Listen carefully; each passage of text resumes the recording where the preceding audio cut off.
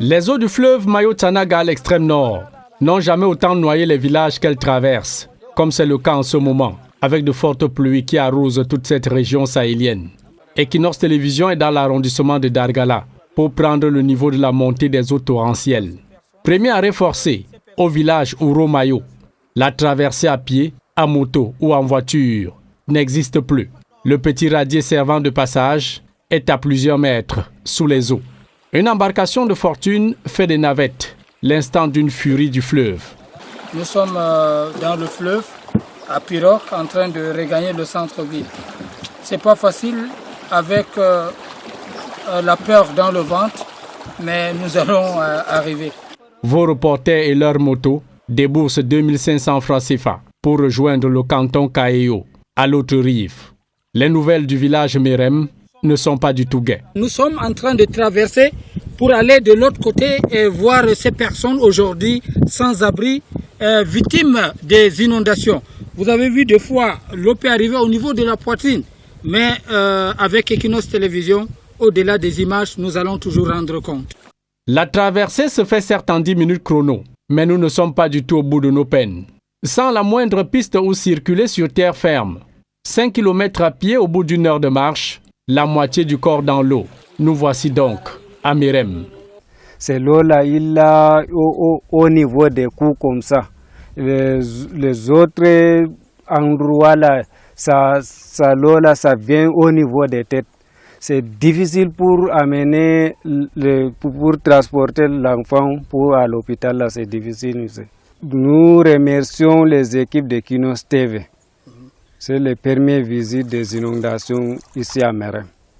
Les eaux qui se retirent à compte-gouttes ont fait des gaffes à leur passage, rayant presque le village Merem sur la carte physique. Habitations, réserves de nourriture et bétail ont été emportés. Des étendues de culture dévastées. Oignons, les milles, tout ça, l'eau là, il prend tout ça. Nous sommes restés vides comme ça. Même quelque chose à manger, on ne peut pas avoir ça. Même quelque chose à dormir, même il y a déjà certaines choses sont déjà parties. Tout est donc irrécupérable. Des milliers d'hommes, femmes et enfants sans abri. Tous passent la nuit en plein air, sous le froid et la chaleur. Même nos petits-enfants, nos frères, nos sœurs, on n'a pas vu là où on va dormir. On dort à l'air libre comme ça.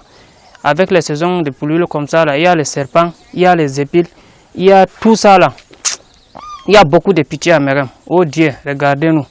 Sur des milliers d'habitants qui ont tout perdu, la désolation palpable ici a presque ruiné tous les espoirs. Espoir de pouvoir se bâtir une case, l'espoir de pouvoir se rendre à l'école le 5 octobre prochain.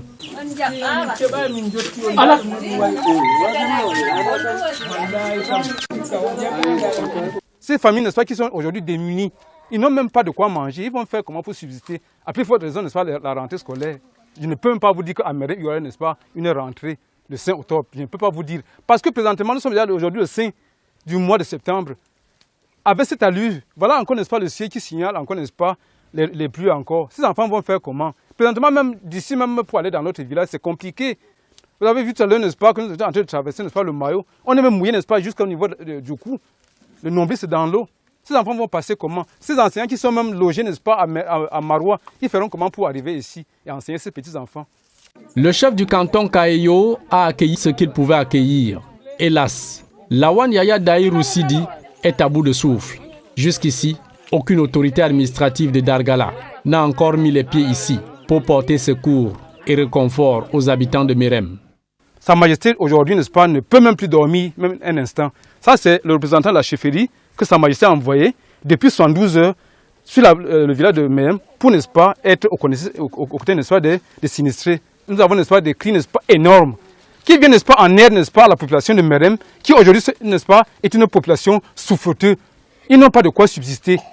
C'est donc un cri strident de détresse que lancent ces sinistrés en espérant obtenir eux aussi leur part. Non pas de nattes, mais de logements et d'aide alimentaire pour des jours qui s'annoncent déjà difficiles en cette saison de fortes précipitations sur l'extrême nord Cameroun.